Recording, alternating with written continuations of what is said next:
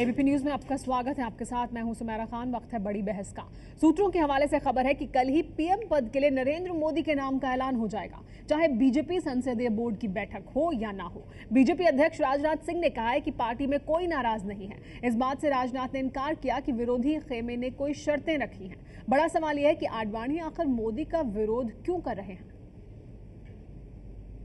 मेरी यह कल्पना है, मैं ये करना चाहता हूं। अब आडवाणी माने तब या न माने तब, सूत्र बता रहे हैं कि बीजेपी नेतृत्व ने तय कर लिया है कि नरेंद्र मोदी के नाम का ऐलान करना है तो करना है। हालांकि राजनाथ सिंह आडवाणी को मनाने में कोई कमी नहीं छोड़ रहे। संघ के थिंक टैंक में कहे जाने वाले गुरुमूर्ति को इसी मिशन पर लगाया गया है।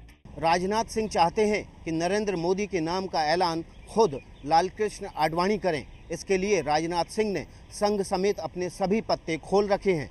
लेकिन इसके बावजूद अगर आडवाणी राजी नहीं हुए तो राजनाथ सिंह अपने प्लान बी पर अमल करेंगे और बिना संसदीय बोर्ड की बैठक बुलाए नरेंद्र मोदी के नाम का ऐलान कर सकते हैं। मिशन मोदी को लेकर बतौर राजनाथ के दूत गुरुमूर्ति ने करीब घंटे भर तक आडवाणी से चर्चा की। दोपहर को जिस वक्त ये दोनों यहाँ मिल रहे थे, उस वक्त राजनाथ सिंह के घर पर खास लोगों की बैठक हो रही थी। अनंत कुमार, रामलाल और थावरचंद गहलोत के साथ राजनाथ ने चर्चा की और इसके बाद सुषमा को मनाने के लिए अनंत कुमार को भेजा गया। राजनाथ सिंह चाहते हैं कि अगर लालकृष्ण आडवाणी नहीं मानते हैं तो सुषमा स्वराज और मुरली मनोहर जोशी को अपने पक्ष में किया जाए। लेकिन जिस तरह से मोदी खेमा विरोधियों की किसी बात को मानने के लिए राजी नहीं है, उसके बाद ये कह देना कि सुषमा आसानी से तैयार हो जाएंगी, जल्दबाजी होगा। इससे पहले आनंद बाजार पत्रिका के हवाले से खबर थी कि मोदी विरोधी खेमे ने 3 शर्तें रखी हैं। पहली ये कि मोदी मुख्यमंत्री का पद छोड़ें। दूसरी शर्त ये कि मोदी चुनाव प्रचार समिति की कमान छोड़ें और तीसरी ये कि आडवाणी के जो सुझाव हैं संगठन को लेकर, उस पर पार्टी अमल करे। इन शर्तों को मोदी समर्थकों ने तो खारिज किया ही, खुद राजनाथ सिंह ने तो यहां तक कह दिया कि इस तरह की कोई शर्त नहीं रखी गई है। आपको निश्चित रूप से जानकारी दी जाएगी। अपने मीडिया के मित्रों को अंधेरे में नहीं रखें। यानी अभी टाला जा रहा है। आडवाणी जी नहीं मान रहे, ऐसी भी खबरें चल रही हैं। लगातार आडवाणी जी नाराज हैं, सुषमा जी भी तमाम कमेंटें कर रही हैं। मैं इसे क्लैरिफाई कर देना चाहता हूं कि भारतीय जनता पार्टी में न कोई नाराज है, न किसी की कोई शर्त है। यह सब सारी बातें बेबुनियाद है। अब खबर यह है कि शुक्रवार सुबह तक बीजेपी संसदीय बोर्ड के सभी सदस्यों को दिल्ली पहुंचने के लिए कह दिया गया है। शुक्रवार शाम 4 बजे के आसपास बीजेपी संसदीय बोर्ड की बैठक होगी। बैठक में नरेंद्र मोदी भी शामिल होंगे, लेकिन जब उनके प्रधानमंत्री पद की उम्मीदवारी पर चर्चा होगी तो वो बैठक से बाहर चले जाएंगे। अब सवाल ये कि अगर किसी कारण से वोटिंग की नौबत आती है तो क्या होगा। बीजेपी संसदीय बोर्ड में वाजपेयी सहित कुल 12 सदस्य हैं। वाजपेयी मौजूद नहीं होंगे, इसलिए 11 सदस्य बच गए। मोदी उम्मीदवार हैं, इसलिए वोटिंग में हिस्सा नहीं लेंगे, तो बचे 10 सदस्य। आडवाणी, सुषमा और मुरली मनोहर जोशी को विरोध में गिन लें तो भी मोदी के पक्ष में 7 सदस्य हैं। राजनाथ सिंह, जेटली, गडकरी, वेंकैया नायडू, अनंत कुमार, थावरचंद गहलोत और रामलाल। मुझे लगता है कि बीजेपी के लिए एक मौका है, इसका हमको लाभ उठाना चाहिए और इसीलिए जो पब्लिक का मूड, जो मूड ऑफ द नेशन जिसको कहते हैं, तो उसको समझने में कहीं ना कहीं कोई चूक हो रही है। पार्टी में ही जिसकी पूरी स्वीकृति नहीं है, ऐसा नेता देश का प्रधानमंत्री कैसे बनेगा। अब सवाल यह है कि अगर आडवाणी के विरोध के बाद नरेंद्र मोदी की उम्मीदवारी का ऐलान हो जाता है तो आडवाणी क्या करेंगे। और इसी मुद्दे पर बात करने के लिए हमारे साथ मेहमान भी मौजूद हैं कि आखिर लालकृष्ण आडवाणी क्यों विरोध कर रहे हैं नरेंद्र मोदी का। हमारे साथ बात करने के लिए बीजेपी से रामेश्वर चौरसिया जी मौजूद हैं, हमारे साथ जेडीयू के प्रवक्ता केसी त्यागी जी मौजूद हैं, हमारे साथ आरएसएस के विचारक राकेश सिन्हा जी मौजूद हैं, हमारे साथ इसके अलावा शिवसेना की तरफ से प्रेम शुक्ला जी मौजूद हैं, कांग्रेस पार्टी के नेता अखिलेश सिंह, मेरे सहयोगी विजय विद्रोही भी हमारे साथ इस चर्चा में शरीक रहेंगे। सबसे पहले रामेश्वर चौरसिया जी, आपसे मेरा सवाल कि क्यों विरोध कर रहे हैं लालकृष्ण आडवाणी और क्यों पार्टी अब उन्हें नजरअंदाज करके भी आगे बढ़ने के लिए तैयार है नरेंद्र मोदी के नाम का ऐलान करने के लिए।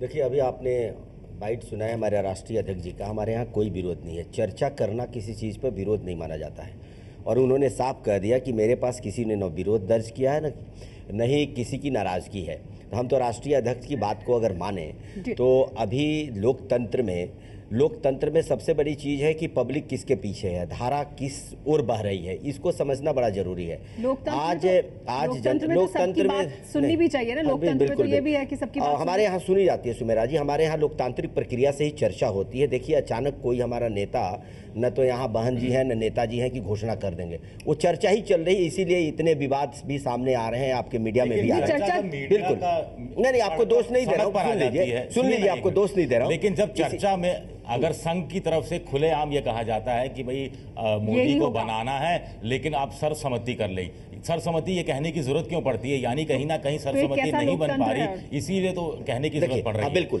एक तरफ आपके राजनाथ सिंह जी कहते हैं कि जो कुछ होगा संसदीय बोर्ड करेगा, संसदीय बोर्ड करेगा। अब फिर खबरें आती है बिना संसदीय बोर्ड के भी हो सकता है।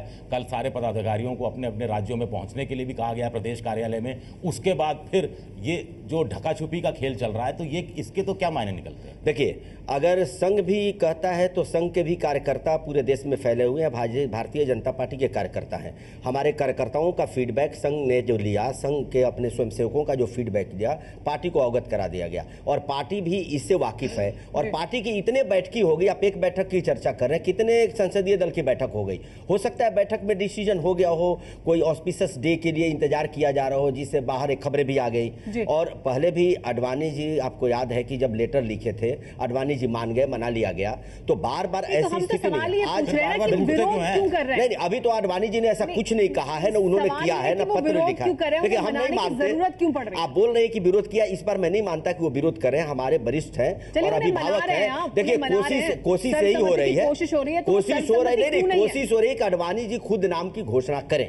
और मुझे लगता है, मुझे पूरा विश्वास है कि आप देखिएगा अंत में अडवाणी जी नाम की घोषणा करेंगे। लेकिन वो अभी तक पक्का नहीं है, ऐसा जरूरी नहीं है कि अब राष्ट्रीय अध्यक्ष जी आपको बताएंगे, नाम का ऐलान करें। ठीक है, चलिए बाकी हमारे साथ जो मेहमान मौजूद है उनसे भी बात करते हैं। केसी त्यागी जी, क्यों सर्वसम्मति नहीं बन पा रही है जिसकी कोशिश की जा रही है लगातार? क्यों लालकृष्ण आडवाणी विरोध करें नरेंद्र मोदी के नाम का?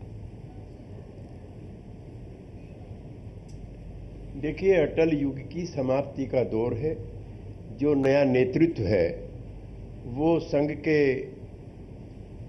के नीचे काम कर रहा है। पहले राष्ट्रीय स्वयं संघ का मानना था कि ये सांस्कृतिक संगठन है।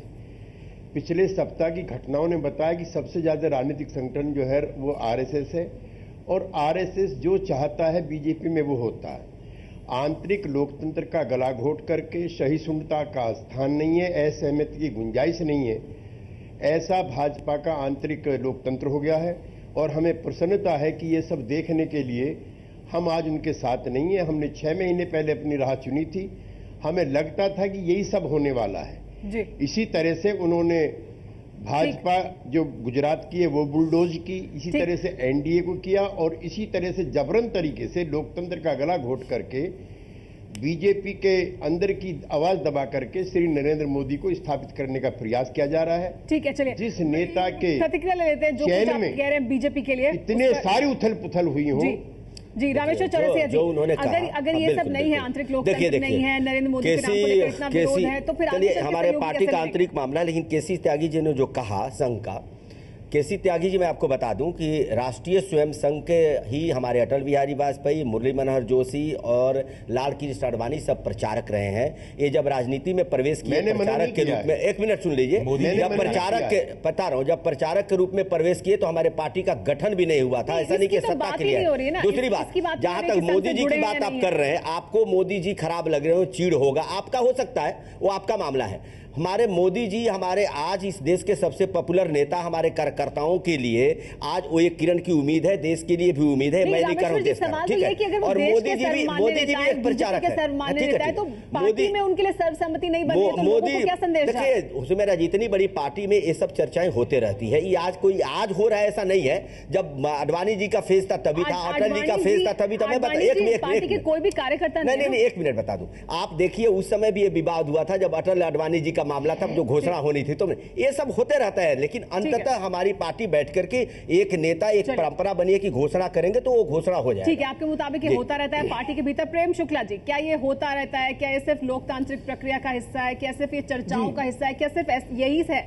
क्या इसमें आप बड़ा देखते हैं? नरेंद्र मोदी को लेकर क्यों नहीं बन पा रही है इस तरह की? निश्चित तौर पर ये लोकतांत्रिक प्रक्रिया है। और आदरणीय केसी त्यागी जी की जानकारी के लिए बता दें कि जब अटल बिहारी वाजपेयी जी के नाम पर 1995 में सहमति बनी थी, तब राष्ट्रीय स्वयंसेवक के संघ के सरसंघचालक आदरणीय रज्जू भैया जी से सहमति ली गई थी। आरएसएस के अनुषंगिक संगठनों की बैठक हुई थी, अटल जी के नाम पर सहमति बनी थी और लालकृष्ण आडवाणी जी ने उस पर सहमति थी। इसी तरह से 2007 में आडवाणी जी के नाम पर भी जब सहमति बनी तो इसी तरह की प्रक्रिया पूरी की गई थी। और तब जो है नीतीश कुमार जी कुछ नहीं कह रहे थे, तब नीतीश कुमार जी सब मान रहे थे। लेकिन अब इस बार एक व्यक्ति विशेष का विरोध, उसमें भी महत्वाकांक्षा का विरोध है। लेकिन व्यक्ति विशेष का विरोध पार्टी के भीतर भी हो रहा है ना, सिर्फ सहयोगी नहीं कह रहे। विजय विद्रोही कुछ कहना चाहते हैं, प्रतिक्रिया देना चाहते हैं। प्रेम शुक्ला जी, एक सवाल पूछना था मुझे आपसे, उस पर भी सोच लेते। ठीक है, सवाल जो पूछना चाहते हैं विजय, वो सवाल आगे पूछेंगे। हमारे साथ इस बीच अखिलेश जी भी जुड़ गए, उन्हें भी जोड़ेंगे हमारे साथ इस चर्चा में। चर्चा जागी आगे भी।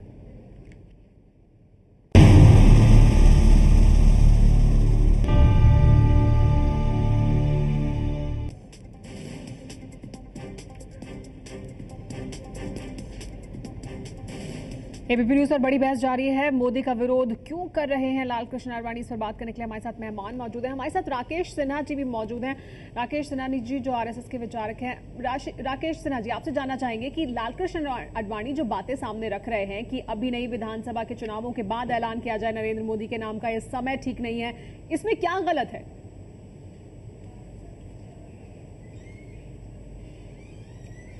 देखिए, मुझे लगता है कि भारतीय जनता पार्टी एक उस पार्टी की स्थिति में आ गई जिसकी स्थिति में कांग्रेस वर्किंग कमेटी 1950 के दशक में होता था। आचार्य जेबी कृपलानी का चुनाव था और उस चुनाव में पीडी टंडन और कृपलानी के बीच चुनाव के बीच में कांग्रेस दो भागों में विभाजित थी। लेकिन ये जो आंतरिक लोकतंत्र है जो उस वक्त कांग्रेस में हुआ करती थी, वो आंतरिक लोकतंत्र आज बीजेपी में है। ये दृष्टिकोणों का एक अंतर है। नरेंद्र मोदी के ऊपर कोई अंतर नहीं है, दृष्टिकोणों का अंतर है। दोनों आडवाणी जी कुछ आकलन कर रहे हैं, यदि ये सत्य है कि विरोध कर रहे हैं तो उनका आकलन कुछ और है, पार्टी का आकलन कुछ और है। लेकिन एक बात मैं बता दूं कि संगठन सर्वोपरि होता है और ये आडवाणी जी ने ही कार्यकर्ताओं को बताया है कि संगठन के साथ जब व्यक्ति साधन संगठन का बनता है तभी साध्य पूरा होता है।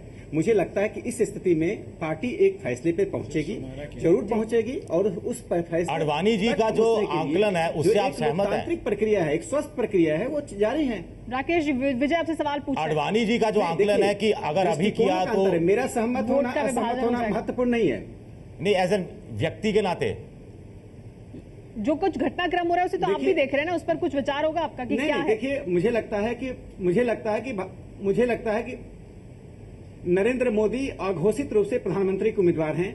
उसका एक फॉर्मल औपचारिक घोषणा होना बाकी है। ये पार्टी जानते हैं, कार्यकर्ता जानता है और कार्यकर्ताओं ने नरेंद्र मोदी की लोकप्रियता का मैंडेट दिया है और लीडरशिप उस मैंडेट के खिलाफ नहीं जा सकती। लेकिन आप ये कह रहे हैं कि आंतरिक लोकतंत्र है क्योंकि बीजेपी में अपमानजनक ढंग से नहीं देखना चाहिए। ठीक है, चलिए ठीक है। हमारे साथ अखिलेश जी मौजूद हैं। आप कांग्रेस पार्टी की बात कर रहे थे और बता रहे थे कि कैसे उनमें आंतरिक लोकतंत्र था एक समय में, जो कि अब बीजेपी में। अखिलेश जी, आप सुन रहे हैं, आपने सुना राकेश जी को, वो ये कह रहे हैं कि कांग्रेस में हुआ करता था एक जमाने में आंतरिक लोकतंत्र, अब बीजेपी में और वही देखने को मिल रहा है, इसमें कोई विरोध नहीं है। क्या आप भी ऐसा ही समझते हैं?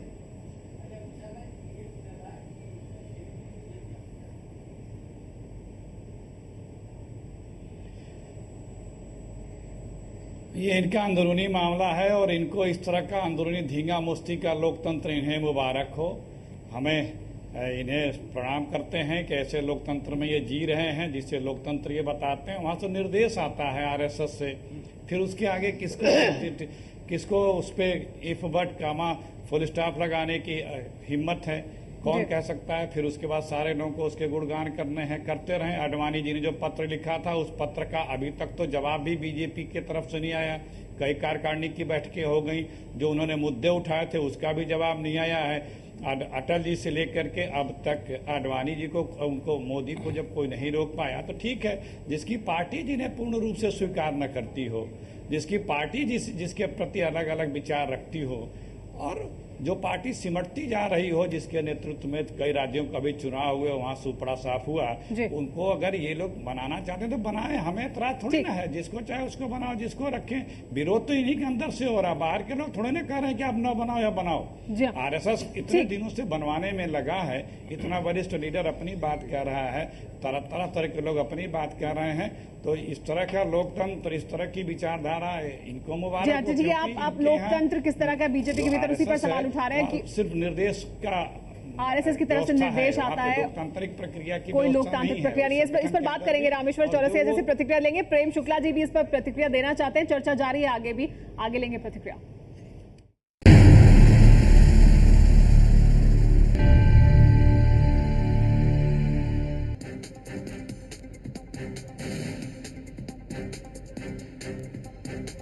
एबीपी न्यूज पर बड़ी बहस जारी है कि आखिर मोदी का विरोध क्यों कर रहे हैं आडवाणी। मोदी के नाम के ऐलान से पहले हलचल तेज है। थोड़ी देर पहले बीजेपी के अध्यक्ष राजनाथ सिंह सुषमा स्वराज से मिलने पहुंचे। मोदी के नाम को लेकर सहमति बनाने की कोशिश के बीच बीजेपी के पूर्व नेता और आडवाणी के करीबी रहे सुधींद्र कुलकर्णी ने नरेंद्र मोदी पर हमला बोलते हुए कहा कि जो नेता पार्टी को एकजुट नहीं रख सकता वो देश को एकजुट क्या रखेगा। लोकसभा चुनाव से पहले बीजेपी अपना प्रधानमंत्री पद का उम्मीदवार क्या घोषित करेगी? क्या वो मोदी होगा? संघ ने इस पूरे विषय में अपनी राय रख दी है। क्या आडवाणी मोदी के नाम का विरोध कर रहे हैं? बहुत सारे सवाल हैं। बहरहाल बीजेपी ने अपने प्रधानमंत्री पद का उम्मीदवार घोषित नहीं किया है, लेकिन बताया जा रहा है कि पार्लियामेंट्री कमेटी की मीटिंग हो सकती है। मेरे साथ हैं इस समय सुधींद्र कुलकर्णी, जो एक समय में जब एनडीए का शासन हुआ करता था तब पीएमओ संभालते थे, आडवाणी जी के करीबी भी माने जाते हैं। सुधींद्र जी, क्या बताएंगे? कहा जा रहा है आडवाणी जी मोदी के नाम का विरोध कर रहे हैं। कहा जा रहा है और मैं समझता हूं कि बहुत ही एक नैतिक और सैद्धांतिक प्रिंसिपल्ड स्टैंड आडवाणी जी ले रहे हैं, क्योंकि यह मेरा मानना है कि जो नेता भारतीय समाज को सामाजिक दृष्टि से ध्रुवीकरण करता हो, पोलराइज करता हो, जो नेता पॉलिटिकली भी एक पोलराइजिंग फिगर हो, आज पार्टी में भी उसके चलते उनके नाम चलते एक पोलराइजेशन हो रहा है। तो सवाल यह उठता है कि क्या ऐसा नेता भारत का नेता बन सकता है? क्योंकि अगला जो सरकार आने वाला है वो स्थिर होना चाहिए, वह असरदार होना चाहिए और वो बहुत स्मूथली चलना चाहिए। और मुझे नहीं लगता है कि नरेंद्र मोदी इस प्रकार के प्रधानमंत्री हो सकते हैं। जिस तरह से संघ ने अपनी राय रख दी है, कहा जा रहा है कि संघ ने कहा है कि मोदी जी के नाम पर लोकप्रियता ज्यादा है, मोदी जी के नाम पर चुनाव जो है वो हो सकता है। क्या कहेंगे? देखिए, यह जो विषय है, भारतीय जनता पार्टी को अपना निर्णय खुद लेना चाहिए। भारतीय जनता पार्टी के निर्णय प्रक्रिया में राष्ट्रीय स्वयंसेवक संघ का जो हस्तक्षेप बढ़ता जा रहा है, और वह आज तो इतना बढ़ गया है कि हर कोई बड़ा निर्णय राष्ट्रीय स्वयंसेवक ही लेता है। कौन प्रधानमंत्री का उम्मीदवार होना चाहिए, उसकी घोषणा कब होनी चाहिए, वगैरह वगैरह। तो क्या हम ऐसी एक सरकार आगे चल के देखना चाहते हैं जिसके सूत्रधार वो प्रधानमंत्री स्वयं न हो और कोई बाहर हो? रामेश्वर चौरसिया जी, आप सुन रहे सुधीर कुलकर्णी को, वो क्या कुछ कह रहे हैं कि क्या इस तरह की सरकार देखना चाहते हैं आगे, जिसका कि सूत्रधार प्रधानमंत्री नहीं कोई और हो, आरएसएस की तरफ से दिशा निर्देश मिल रहे हैं और पार्टी में एक मत नहीं रखता है, देश को बांटने वाले नेता है नरेंद्र मोदी। देखिए, सुधीर जी जो बोल रहे हैं वो आउट ऑफ फ्रस्ट्रेशन बोल रहे हैं। सुधीर जी कोई जनता के बीच से नहीं आए। जब तक आडवाणी जी के एडवाइजर गोविंदाचार्य जैसे लोग, प्रमोद महाजन जैसे ग्राउंड के लोग रहे, तब तक आडवाणी जी का ग्राफ तेजी से बढ़ा। मैं आपको कहना चाहता हूं, आप निकाल के इतिहास देखिए, जब तक कॉर्पोरेट जगत से निकल करके सुधीर जी आए, इनको कोई आइडिया नहीं गांव का और वोटर का। ऐसे बहुत सारे नेता भी हैं वो ठीक है। जैसे ही आडवाणी जी के क्लोज जब तक आपके साथ थे बहुत उपयोगी थे। बिल्कुल कोई उपयोगी नहीं हुआ करते थे। ठीक है, मान लिया। पहले सुन, आडवाणी जी का ग्राफ गिरा, ये सुधीर कुलकर्णी जी को रियलाइज नहीं हुआ। दूसरी बात ये बोल रहे हैं संघ का, इनको यही रियलाइज नहीं कि आडवाणी जी भी संघ से आए हैं, अटल जी भी संघ से आए हैं। कोई आज निर्णय संघ कर रहा है और चर्चा देश की परिस्थितियों पर कर रहा है, कोई नया नहीं है। संघ के लोग भी देश के लोग हैं, वो भी देश की स्थितियों पर चर्चा करते हैं। लेकिन हाँ, भारतीय जनता पार्टी को कहते हैं कि आप बैठ करके अपना निर्णय करो, अपना नेता चुनो। देश की परिस्थितियां ये है, देश के जनता का मूड है, स्वयंसेवक का मूड है, इसका आप जरूर ख्याल रखो। दूसरा, मोदी की ताजपोशी का जो मसला है, एक मिनट, वो सांस्कृतिक संकट है या राजनीतिक संकट? कोई सांस्कृतिक राजनीति की बात नहीं है। देखिए, आज जो अखिलेश जी ने बोला, ये इनका तो एक परिवार तय कर लेता है, कम से कम मेरा संगठन तो तय कर रहा है। मैं तो खुश हूं कि अगर मान लीजिए अखिलेश जी के शब्दों में जाए, अखिलेश जी के शब्दों में ही जाए, तो इनका तो एक परिवार से तय होता है। हमारा तो संगठन का तो चलिए परिवार से तय होता है ना, आपकी तो लोकतंत्र है, आप कहते हैं लोकतंत्र, हमारा वो सांस्कृतिक संगठन एडवाइस देता है। एक मिनट छोड़ दीजिए, रामेश्वर चौरसिया जी, बड़ा सवाल है वो मोदी को लेकर जो सवाल उठा रहे हैं कि वो पार्टी को बांट रहे हैं, वो देश को बांटेंगे, वो एक राजनीतिक तौर पर बांटने वाली शख्सियत है क्या? ऐसी नरेंद्र मोदी की शख्सियत है? ये जो बोल रहे हैं, पहले तो बीजेपी पर ये सवाल नहीं उठाया जाता क्या? आज मोदी पर उठ रहा है क्या? आडवाणी जी की यात्रा के समय सवाल नहीं उठा क्या? सवाल उठाने वाले उठाते रहेंगे, लेकिन भारतीय जनता पार्टी को सत्ता में भी लाई है तो देश की जनता लाई। इनके सवाल उठाने से हम कम्युनल और सेकुलर नहीं हो जाएंगे। ये अपनी सुविधा से उठाते हैं। जब आदमी को कुछ भी बोलने को नहीं रहता है, तर्कस में तीर नहीं होता है, तो वो सेकुलरिज्म और कम्युनलिज्म का बाकी लोगों की राय भी इस पर ले लेते हैं। केसी त्यागी जी, क्या कुछ नहीं है कहने के लिए, इस वजह से सुधीर कुलकर्णी ये सब कह रहे हैं, जिस पर रामेश्वर चौरसिया जी कह रहे हैं कि उनकी फ्रस्ट्रेशन है? सुधीर कुलकर्णी पहले तो बताओ हमारे पार्टी में है नहीं, वो मेंबर भी आज बताया कि अब नहीं है, पहले तो थे जी। अब हमें बोलने दो ना चौरसिया जी। मैं राकेश सिन्हा जी से बहुत प्रेम से कहना चाहता हूं कि एक दौर वो था जब व्यक्ति नंबर 1 पर था, पार्टी नंबर 2 पे थी, जब राष्ट्र नंबर 1 पे था, पार्टी नंबर 2 पे थी और व्यक्ति नंबर 3 पे था। जब नागपुर से चीजें संचालित होती थी, जब अहमदाबाद से चीजें संचालित होनी शुरू हुई, व्यक्ति नंबर 1 पर, पार्टी नंबर 2 पर और देश भाड़ चूल्हे में। आप कांग्रेस पार्टी पर हम और आप आरोप लगाते थे कि उनके यहां आंतरिक लोकतंत्र नहीं है। पिछले एक हफ्ते का जो घटनाक्रम है उसने साबित कर दिया कि कांग्रेस पार्टी से भी आंतरिक लोकतंत्र के मामले में बीजेपी पिछड़ी हुई है। अब आपको यह कहने में क्या संकोच है? जिस तरह से संघ के प्रवक्ता श्री राम माधव पिछले 3 दिन से कह रहे हैं कि हमने ये कह दिया है, हमने ये कह दिया, तो आप आदर पूर्वक स्वीकार कीजिए कि अब संघ संचालित कर रहा है बीजेपी को। अब ये सांस्कृतिक संगठन नहीं है। भारतीय जनता पार्टी, विश्व हिंदू परिषद, बजरंग दल की तरह से इसका एक कल्चरल विंग के ना हो। राकेश सिन्हा जी, केसी त्यागी जी कह रहे हैं कि अब तो नागपुर से भी नहीं, अहमदाबाद से निर्देशित हो रहा है सब कुछ जो बीजेपी में हो रहा है। देखिए, त्यागी जी एक बहुत ही परिपक्व नेता हैं और भारतीय जनता पार्टी के लंबे समय तक लाए रहे हैं। लेकिन भाई जो बात कहना चाहता हूं कि अब इतिहास की वे घटनाएं कि संघ और भारतीय जनता पार्टी का क्या संबंध है, क्या ये विमर्श का विषय है?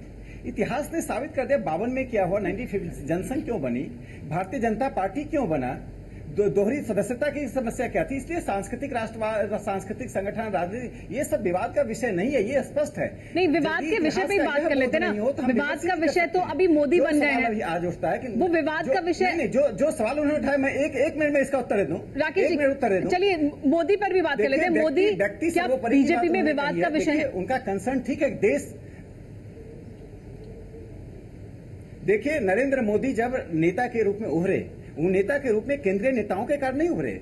जमीन से जब उनके लिए आवाज आई, और जब किसी कार्यकर्ता के लिए जमीन से आवाज आती है तो नेतृत्व उसको उपेक्षा नहीं करता है। ये उपेक्षा उसी पार्टी में हो सकती है जो पार्टी एक व्यक्ति द्वारा संचालित है, परिवार द्वारा संचालित है, जो डेमोक्रेटिक पार्टी है। मेरा नरेंद्र मोदी से विरोध हो सकता है, लेकिन जब कार्यकर्ताओं की मंशा होगी तो हमें उस मंशा की, उस राय की का आदर करना पड़ेगा। यही बताता है कि संगठन में सामूहिक नेतृत्व का निर्णय कार्यकर्ताओं से आता है, ये डेमोक्रेटिक प्रोसेस से आता है। ठीक है, आज जमीनी कार्यकर्ता ने नरेंद्र मोदी को नेता माना है, जो उनके विरोध में, चलिए ठीक है, जो उनके साथ प्रेम शुक्ला जी, जमीनी कार्यकर्ता नेता मान रहे हैं नरेंद्र मोदी को, बिहार में तो आडवाणी फिर क्यों विरोध कर रहे हैं? आडवाणी क्या जनता की नब्ज नहीं समझ रहे हैं? वो क्या अपने कार्यकर्ताओं को? एक पंक्ति जी, बिहार में जनता दल यू का सफाया होने जा रहा है। ये सुनामी जो आ रहा है, उस सुनामी का सबसे अधिक प्रभाव बिहार में पड़ने वाला है। नीतीश कुमार जी का शासन सवाल के घेरे में है। आप बिहार जनता दल यू आज कांग्रेस से ज्यादा। चलिए बिहार की बात करें तो फिर केसी त्यागी जी से इस पर प्रतिक्रिया ले लेते हैं। मैं फिर प्रेम शुक्ला जी के पास जाऊंगी। केसी त्यागी जी, नरेंद्र मोदी के लिए सुनामी शब्द का उपयोग ठीक नहीं है, मुझे लगता। नरेंद्र मोदी के नाम पर सुनामी आएगी और आप सबसे पहले बहेंगे।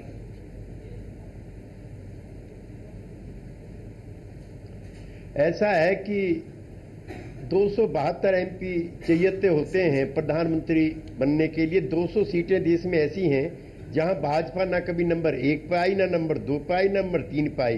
तो इनकी जो ज्योग्राफी है, बिहार मेरे मित्रों की खासतौर से राकेश जी बड़े विद्वान आदमी, मुझे इनकी विद्वता पे कोई शक नहीं है, लेकिन इनकी ज्योग्राफी बहुत कमजोर है और जो बिहार में सुनामी राजनीति मजबूत होनी चाहिए ना, ज्योग्राफी कमजोर हो, ऐसा इलाज करेंगे कि सब ज्यादा निराशा इनको बिहार से ही होगी। अर्थमेटिक। जी चलिए ठीक है, चर्चा जारी है। प्रेम शुक्ला जी की भी प्रतिक्रिया मैं लूंगी आगे, और अखिलेश जी के पास भी चलेंगे, उनसे भी बात करेंगे इस मुद्दे पर कि क्यों हो रहा है विरोध, और क्या आडवाणी नहीं समझ रहे हैं, जो कि लगातार कहा जा रहा है बीजेपी के नेताओं द्वारा कि ये जो कार्यकर्ता है उनकी पसंद है नरेंद्र मोदी, तो फिर आडवाणी क्यों विरोध कर रहे हैं, वो क्यों नहीं समझ रहे हैं।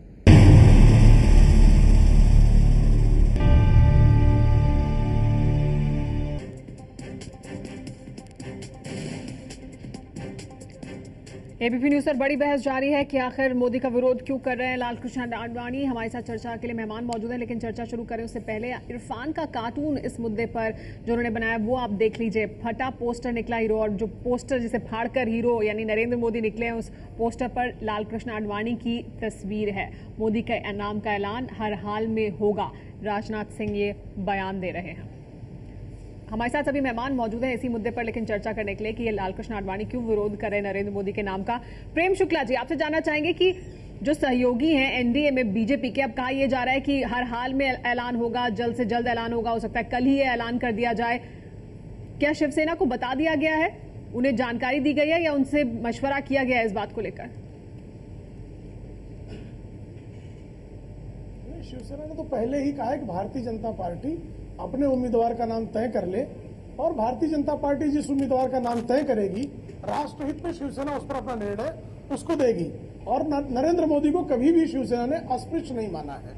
गोवा की राष्ट्रीय कार्यकारिणी में भी जब नरेंद्र मोदी का नाम प्रचार अभियान समिति के अध्यक्ष के रूप में घोषित हुआ, तो सबसे पहले उनका अभिनंदन करने वालों में शिवसेना पक्ष प्रमुख आदरणीय उद्धव ठाकरे जी रहे हैं। इसलिए मोदी के नाम को लेकर कोई शिवसेना के मन में संदेह का भाव नहीं है। ठीक है, जो सहयोगी है उनके मन में भी कोई संदेह का भाव नहीं है, फिर लालकृष्ण आडवाणी को किस बात का संदेह, वो क्यों इतना विरोध कर रहे हैं, तब जबकि पार्टी के सभी नेता ये या जो यहाँ पर हमारे साथ मौजूद है लोग वो ये कह रहे हैं कि कार्यकर्ताओं की यही आवाज है, जमीन से ये आवाज उठ रही है। कई बार कम्युनिकेशन गैप होता है नेतृत्व में और नीचे का जो कैडर उसके बीच में। आपको ध्यान होगा जब राम जन्मभूमि आंदोलन चल रहा था तो भारतीय जनता पार्टी के सर्वोच्च नेता आदरणीय अटल बिहारी वाजपेयी जी राम जन्मभूमि आंदोलन के विरुद्ध थे, उसका समर्थन नहीं कर रहे थे। इस तरह का मामला होता है, लेकिन उसमें समन्वय स्थापित करना यही श्रेष्ठ लोकतंत्र का सबसे उत्तम लक्षण है। और कम से कम मुसोलिनी के देश से आए लोग, जो मुसोलिनी के देश से आई महिला को जबरदस्ती सीताराम केसरी की धोती फाड़कर अध्यक्ष बनाने वाले, कब्जा कराने वाले लोकतंत्र पे भाषण देते हैं जब, तो बहुत हंसी आती है, बहुत मजाक उड़ता है लोकतंत्र का। अखिलेश जी, इस पर आप प्रतिक्रिया देना चाहेंगे?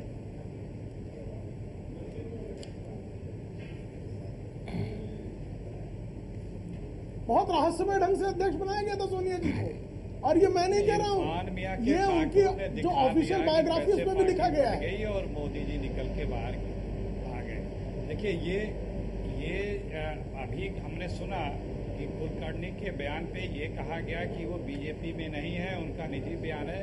वो उससे भी सख्त बयान आडवाणी जी ने अपने सीताराम केसरी की धोती फाड़ घटना पर कुछ बताएं। व्यक्त कर देते हैं, ये लोग नहीं व्यक्त करेंगे, क्योंकि ये बीजेपी जो है ये जीरो टॉलरेंस की पार्टी, ये इनसाइड ये आउटसाइड जी, ये इनसाइड ये आउटसाइड। हम इनकी पीड़ा समझ सकते हैं, शिवसेना और बीजेपी की व्याकुलता, क्योंकि सत्ता से बाहर देखिए बीच में जिस तरह से ये व्याकुल हो रहे हैं, अधीर हो रहे हैं, लग रहा है कि सत्ता से बाहर नहीं रह सकते, रहना सीखना पड़ेगा, इन्हें आदत डालनी पड़ेगी। अभी दशकों लगेंगे सत्ता में दोबारा आने में, लेकिन ये पार्टी अपने हिसाब से जो ठीक है लेकिन प्रेम शुक्ला जी, अखिलेश, ये कहा जाता है कि एक परिवार की पार्टी है, ये लोग अच्छा करते हैं कि देश के जनमानस को याद दिला देते हैं कि वही परिवार है कि जिसने पिछले 15 वर्षों में प्रधानमंत्री के पद को दूसरे के लिए छोड़ दिया। सत्ता में है कांग्रेस, लेकिन वो परिवार